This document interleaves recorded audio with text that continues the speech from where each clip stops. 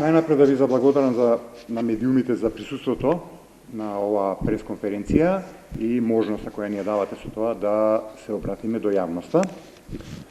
Имено, денес се одржа воредна седница на Економско-социјалниот совет на СДСМ. Планирана беше за втората половина на септември, меѓутоа, очигледно во Македонија се случуваат, во економијата на Македонија и поврзано тоа со тоа е социјалната положба на граѓаните во Македонија, некои многу лоши тенденции и нашијата оценка беше дека денес треба да се собереме на воредна седница да можеме да размениме мислења за тоа каква е состојбата, кои се нејзините причинители и какви мерки би можеле да се предложат за подобрување на економско-социјалната состојба во државата, бидејќи изминува летото кое што во економска смисла е еден, да би го нарекле, нереален период. Ефтино се живее летно време, доаѓа есен и зима, каде што ситуацијата на тој план, на економски и социјален план, многу ќе се заоштри, а гледаме дека владата не реагира и фактички има потреба да се покрене дебата на тоа и да се дадат предлог решенија. Со неколку последни изјави, она што го гледаме е дека владата влегува во една политика на изразување на сочувство према граѓаните дека е лоша состојбата. Јас искрено мислев дека знам што е економска политика, ама таква не сум чул, така да ова ќе остане малку запаметено. Значи, владата дојде момент да ни каже многу ни е жал, после 6 години владење, дека дојдовме до ситуација дека да ви е тешко. Тоа е воедно и најдобриот отчет што ќе чуете на владата или од првите луѓе на владата, дека после 6 години фактички ситуацијата е таа, изразено жалење. И не се гледаат некои ни идеи, ни било какви дебати дека ситуацијата може да се подобри. И фактички тука произлегува и уште една интересна констатација. Целиот овој бран на поскапувања, кој што го влошува стандардот на граѓаните, го доведува до точка на веќе неиздржливост, владата го прави намерно, бидејќи и треба за да го пополни својот огромен буџет, а вината за тоа ја пренесува на некој трет, дали на опозиција, дали на наводно независни регулаторни тела или на светската криза, економска криза. Само она не е крива, а најнамерно го прави тоа, бидејќи сите тие покачувања на цени за државниот буџет значат поголеми приходи, а ние повеќе пати на конференции, пресконференции и други прилики сме истакнале дека владата е зависна од трошење на голема количина пари и тоа не го намалува. Тука постојат тој простор за подобрување. Сега, за да можеме да понатаму продолжиме, прво да почнеме со состојбата во однос на енергетиката, бидејќи таа е многу битен, цената на енергенците е многу битен трошок, инпут велат економистите во цената на сите други производи и тоа понатаму дозволува покачување на сите други производи.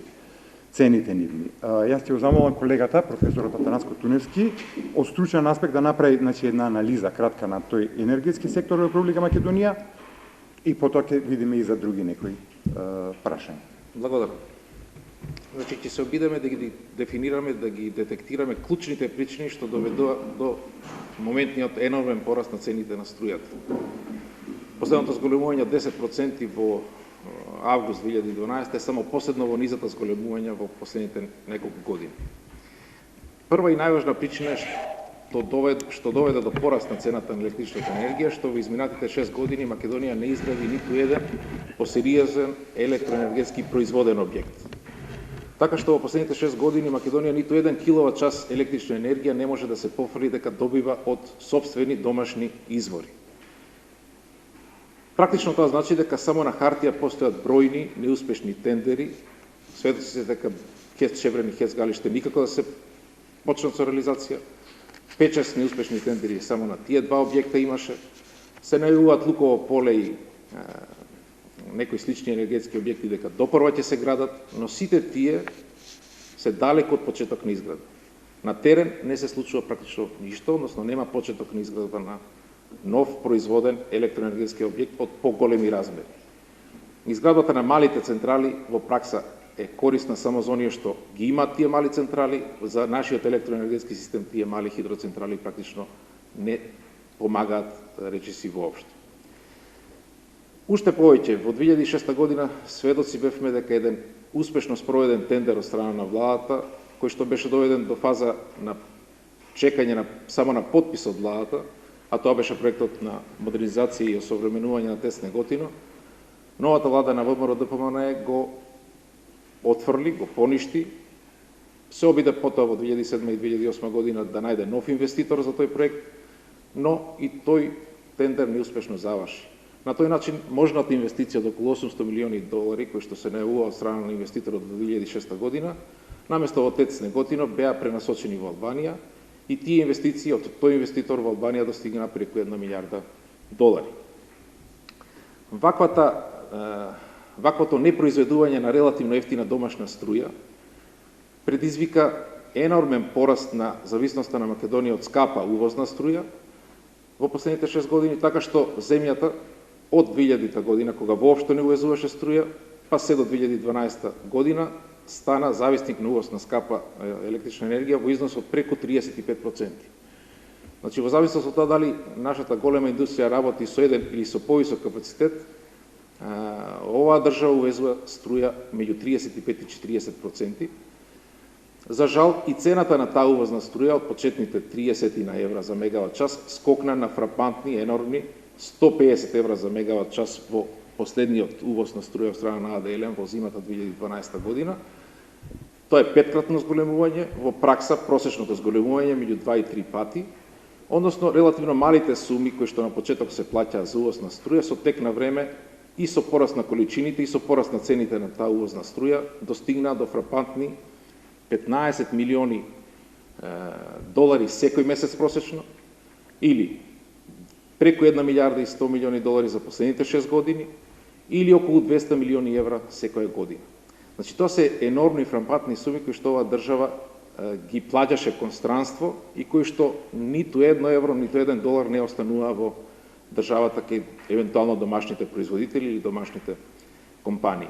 Сите тие пари се одлеани од државата и за жал во најголем процент завршија кај странските производители на струја и во уште поголем процент кај трговците со електрична енергија.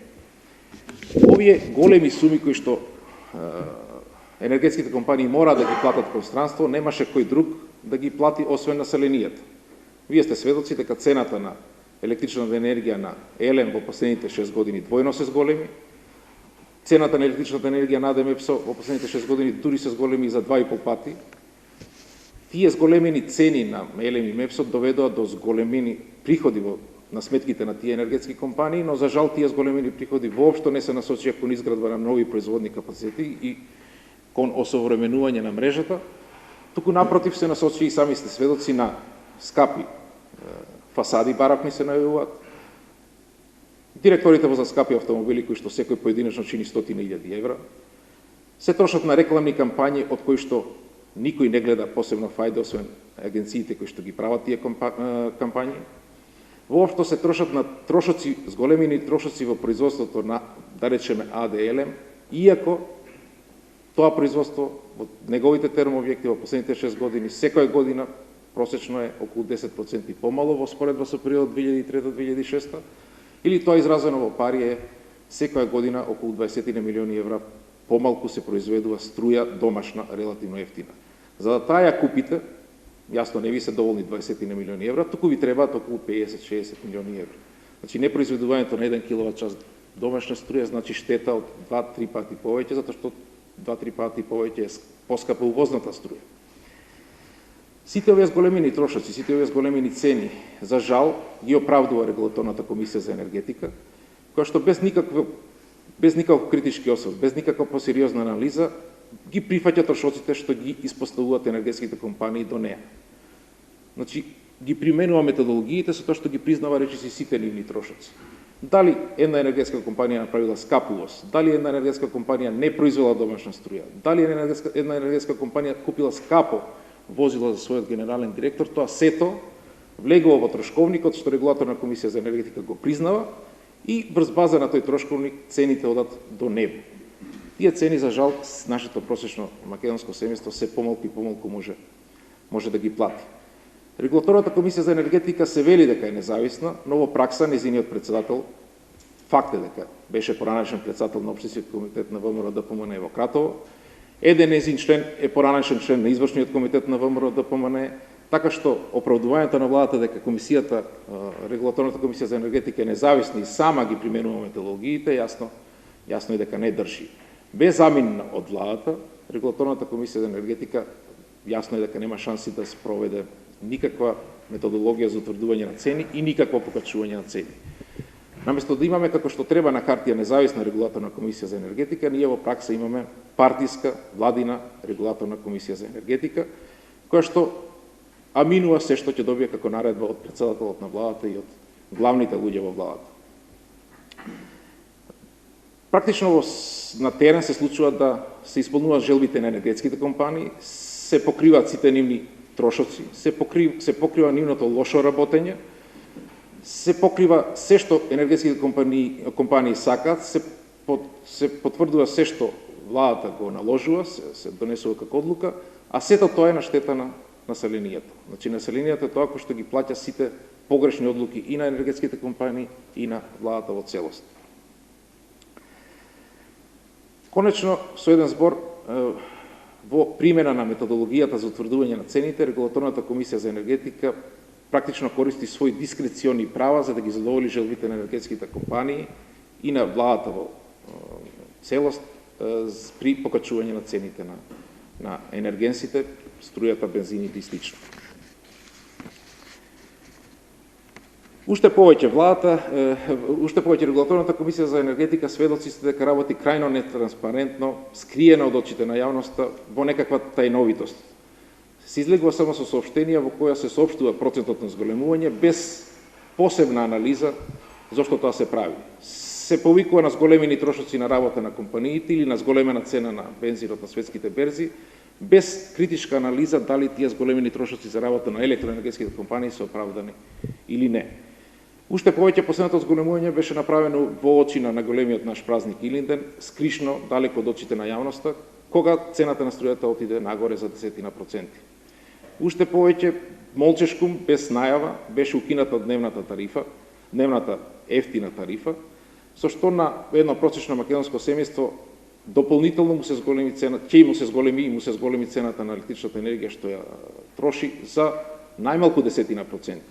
За оние кои што се греат на струја и кои што акумулираат во тој дневен интервал ефтин на струја електрична енергија за потоа да го користат за греење, за нив веројатно ова зголемување за 10% е и поголем.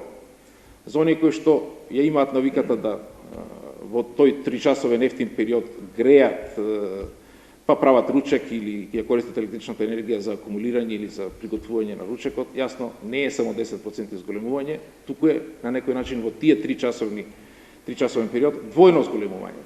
Значи, вие наместо да имате ефтина тарифа од 1 до 4 попладне, по цена 1, сега имате во тој 3-часовен период двојно поголема цена. Тоа во пракса ќе доведе до огромен пораст на сметките што едно просечно домаќинство ги плаќа, особено оние кои што се греат на струја. Се тоа заедно сведоци сме дека уште сега предизвикува на некој начин неконтролирана инфлација. Цените на храната почнаат да одат нагоре. На некои прехранбени продукти, за некои други прехранбени продукти цената на храната се најавува дека драстично ќе оди нагоре.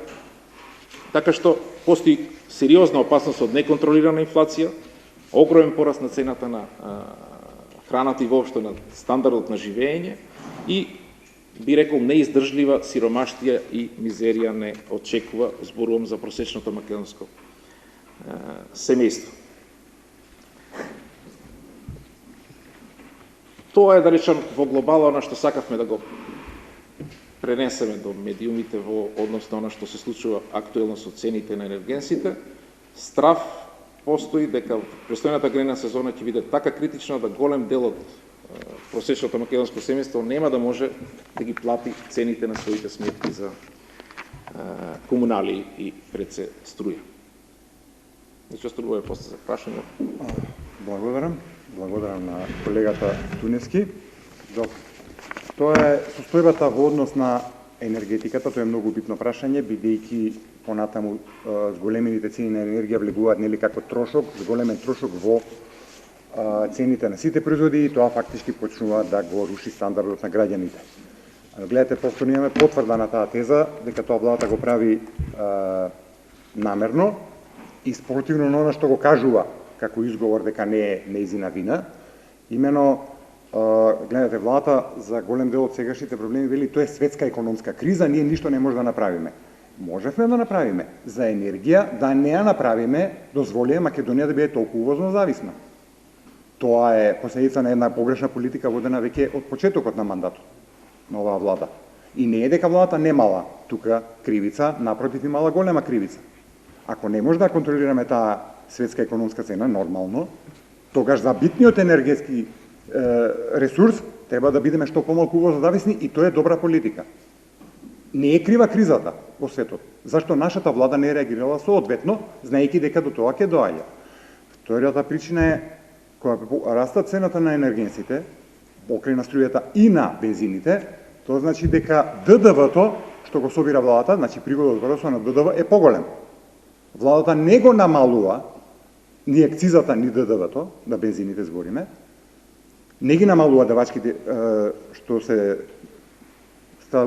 таложат на тие цени и со тоа ги зголемува приходите во буџетот, за да ги троши повторно не за да ја ублажи сиромаштијата на граѓаните, на ранливите категории на граѓани, туку за да ги покрие своите потреби од огромни издатоци од буџет за разни непродуктивни расходи. А на јавноста ќе рече се извинувам што ве осиромашив. Многу ми е жал. Тоа беше изјавата од пред некој ден. Тоа е таа целосна слика. Сега и понатаму за некои мерки, бидејќи ние како Совет фактички покрај анализа, нели знаете, даваме предлог мерки до Социјалдемократскиот сојуз, па потоа тие се преточуваат во разни активности. За решавање на овој проблем на регулаторната комисија, фактички мора да се делува системски она што владата го контролира, таа не е независна, а би требало да биде независна регулаторна комисија. Предлогот е фактички што ние го предлог мерка до раководството на Социјалдемократскиот сојуз да се предложи да се побара владата да го смени постојниот состав на регулаторната комисија и да ја направи навистина независно тело. Тоа е она што може сега да се направи за да почне објективно да се влијае врз утврдувањето на цената на електричната енергија и другите енергенси, бензините и така натаму. Друго понатаму што може владата да направи е да ја намали или да ја преполови акцизата на горивата и со тоа ќе се откаже од екстра буџетскиот прилив. Тој не е планиран, тој е поголем бидејќи на поголема цена е применета акцизата и фактички со тоа ќе ги поевтини бензините и со тоа ќе им оневозложи на компаниите и понатаму да имаат причина да ги зголемуваат цените, кои што они нема што да прават. Ако имате поголем трошок како инпут, мора да зголемите крајната цена и тоа е на удар на граѓаните. Исто така владата може на овие државни компании, значи не на приватната, Елем и Мепсо се државни компании, а од цената што плаќаме на електрична енергија, сите три столба добиваат, не добива само ЕВН, туку и Елем и Мепсо, и тоа они поголемиот дел го делат, го земаат. Значи на тие компании да им наложи да ги скратат своите непродуктивни трошоци, кои што се бројни и фактички повторно да влијае на тоа да не мора да се зголемува цената толку, да прекине со други непотребни буџетски расходи, тоа повеќе пати сме го говореле. Ако има потреба после со прашање можеме и директно, меѓутоа знаете на што се мисли.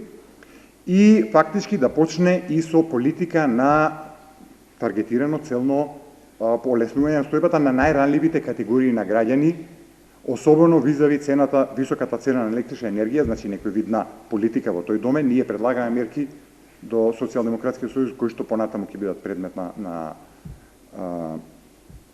елаборација и пласирање во јавноста. Така што, гледате, ние фактички, добро, ја не ги бројам сите мерки, нормално има многу повеќе, ви кажувам за кои насоки станува збор и конечен заклучок, гледате, ние не збориме сега за никакви долгорочни проекти и инвестиции, бидејќи сега ситуацијата е акутна. Акутна. Тоа требаше да се мисли и се збореше пред неколку години. Сега доаѓаме до ситуација каде што фактички се битни некои акутни мерки, бидејќи предстои тежок период и владата не реагира.